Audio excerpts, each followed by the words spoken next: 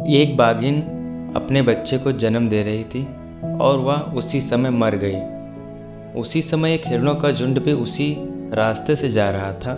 बाघ के बच्चे ने हिरण को झुंड को देखा और वह उनके साथ ही चला गया। जब वह हिरणों के साथ रहने लगा तो हिरणों ने भी उसे अपने परिवार का हिस्सा बना लिया और उसे अपने साथ ही रख लिया। वह हिरणों के साथ रहने लगा। हिरणों ने उसका पालन पोषण भी किया। समय बीतता गया और बाघिन का बच्चा हिरणों के बीच बड़ा होने लगा।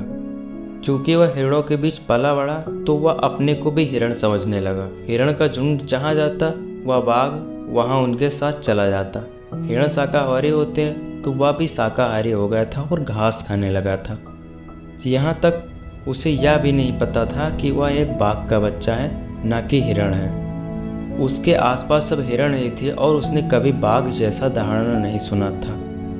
वक्त के साथ बच्चा बड़ा होने लगा और एक खूबसूरत जवान बाघ बन गया। हिरण उसकी आदत टाल चुके थे और वह भी उनकी आदत में शामिल हो गया था।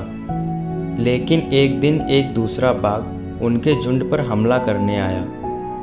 जब उसने उस जवान बाघ को हिरणों के बीच देखा तो वह हैरान रह गया। उसने ऐसा कभी नहीं देखा था। वह सोच में पड़ गया कि ऐसा कैसे हो सकता है, एक बाघ वह भी हिरण के साथ में, ये तो नामुमकिन सा लग रहा है। उस बाघ ने सोचा। अब बाघ को यह जानने की इच्छा हुई कि यह कैसे हो सकता है। उसने डिसाइड किया कि किसी तरह इस बाघ को पकड़ा जाए और यह देखा जाए कि यह चल क्या रहा है, आखिर क्या मामला है कि हिरणों के बीच में ये बाघ टहल रहा है। फिर उस बाघ ने हिरणों के झुंड पर हमला कर दिया। फिर क्या था, जितने भी हिरण थे अब सब अपनी जान बचाने के लिए भागने लगे और वह बाघ भी भागने लगा जो हिरण के साथ में रहता था। बाघ को पकड़ना मुश्किल था, लेकिन दूसरे बाघ ने उसे किसी तरह से जद्दोजहद करके उस बाघ को पकड़ ही लिया। जो दूसरा बाघ था उसने इस बाघ से बोला, तुम पागल हो क्या, मुझसे क्यों भाग रहे थे। जवान बाघ रोता हुआ और घबराता हुआ बोला, मुझे छोड़ दो, मैं एक गरीब हिरण हूँ, मुझे जाने दो। वह डर से कांप रहा था और हिरणों की तरह व्यवहार कर रहा था। दूसरा बाघ समझ गया कि मामला क्या है। उसको कुछ कुछ समझ आने लगा था। उसने उस जवान बाघ को एक तालाब के पास ले गया। जवान बाघ डर के मारे जाना नहीं चाहता था, लेकिन उसकी मजबूरी थी। दूसरा बाघ उसे जबरदस्ती तालाब के पास ले गया। तालाब शांत था और एक आईने की तरह चमक रहा था। दूसरे बाघ ने उस जवान बाघ को पानी में देखने के लिए मजबूर कर दिया। उसने कहा, मेरी शक्ल देखो और अपनी शक्ल देखो, मेरी बॉडी देखो और अपनी बॉडी देखो, देखो दोनों लोग एक जैसे लग रहे हैं कि नहीं। जवान बाघ ने आंसू भरी आंखों से तालाब में देखा।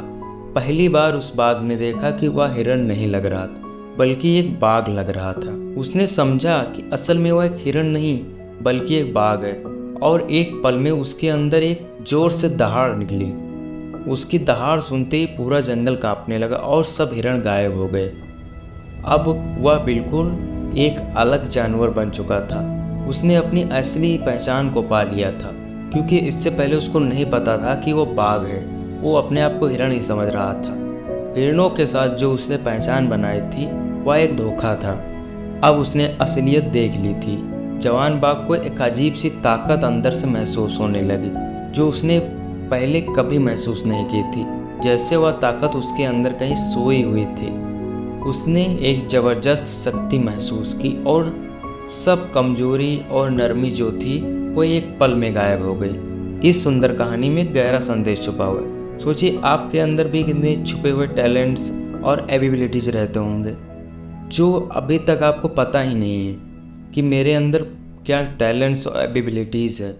हो सकता है आप भी एक बाघ की तरह हों जो हिरणों के साथ गलती से चला गया और हिरणों के बीच रहने लगा और वह हिरणों की तरह ही अपने आप को कमज़ोर समझने लगा।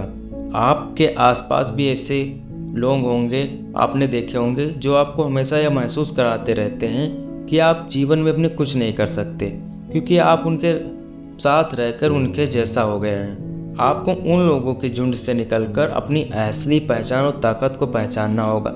जैसे हिरणों के बीच से वो बाघ निकलकर अपनी ताकत और अपनी असलियत को उसने पहचाना, और जिस दिन आपने अपनी शक्ति को पहचान लिया उस दिन आपको कोई नहीं रोक सकता सफलता की राह पर बढ़ने से। बस यही थी आज की यह कहानी। आपको यह कहानी कैसी लगी कमेंट बॉक्स में जरूर बताएं, और हाँ, इसे अपने दोस्तों के साथ शेयर जरूर करें और वीडियो को लाइक जरूर कर देना। धन्यवाद।